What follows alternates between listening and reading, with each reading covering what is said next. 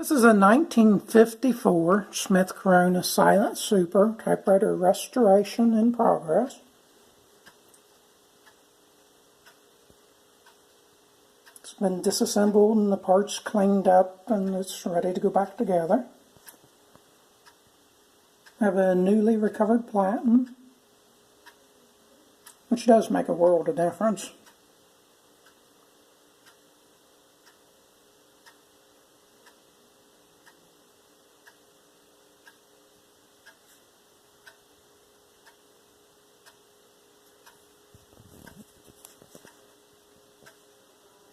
Of course, new felt for the key type basket. This is the felt that goes up underneath the keys.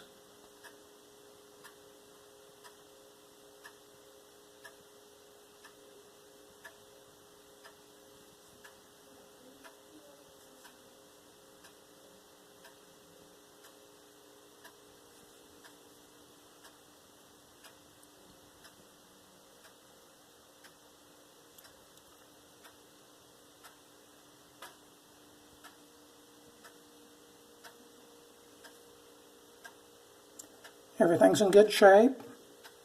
The finish looks pretty good. It has a few little nicks, but it's pretty good.